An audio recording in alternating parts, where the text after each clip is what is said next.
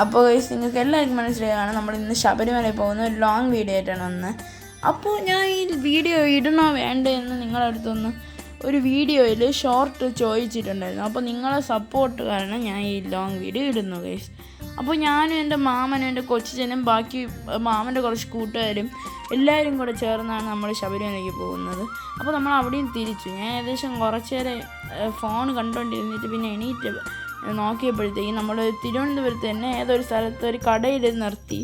ചായക്കടയായിരുന്നു, അവിടെ നിർത്തി. സത്യം പറഞ്ഞാൽ എനിക്ക് ചായ ഭയങ്കര ഇഷ്ടമാണ്.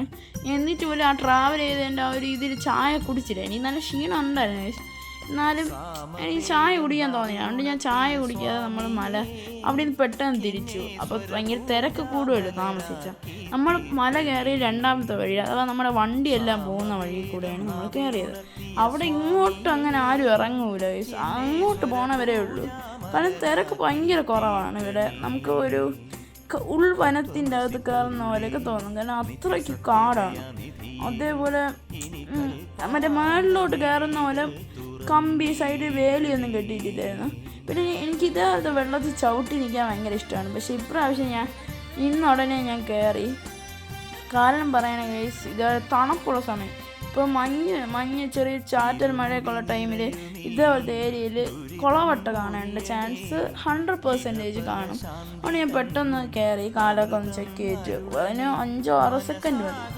അങ്ങനെ നമ്മൾ പകുതി ദൂരം എത്തിയപ്പോൾ തന്നെ എനിക്ക് കാലെല്ലാം തളർന്ന ഒരു മസിൽ പിടിക്കണ പോലെ, നമ്മുടെ കാലൊക്കെ ഒന്ന് വലിയണ പോലെ തോന്നിയിട്ടുണ്ടായിരുന്നു. അപ്പം ഞാൻ ഇതേപോലെ ഓരോ വാർണിംഗ് ബോർഡ്, കേരള ഫോറസ്റ്റ് ഡിപ്പാർട്ട്മെൻറ്റൊക്കെ വെച്ചിരിക്കുന്ന ഓരോ ബോർഡൊക്കെ എല്ലാം വായിച്ച് ഞാൻ കയറിക്കൊണ്ടിരിക്കുകയായിരുന്നു.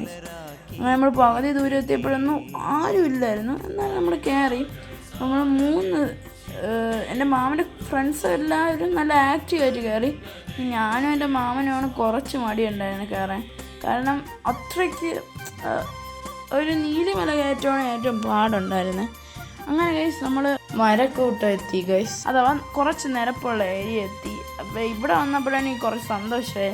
ആ വെളുപ്പാൻ കാലത്ത് ആ ഒരു വെളുപ്പ്, ആ മഞ്ഞെല്ലാം കണ്ടപ്പോൾ നല്ല മനസ്സിനൊരു കുളിർമ കിട്ടി. അതേപോലെ തന്നെ ഈ തണുപ്പത്ത് കുടിക്കാൻ അവിടെ ഫ്രീ ആയിട്ട് നല്ല ചൂടുവെള്ളം ചൂടാക്കിയത് വെച്ചിട്ടുണ്ടായിരുന്നു.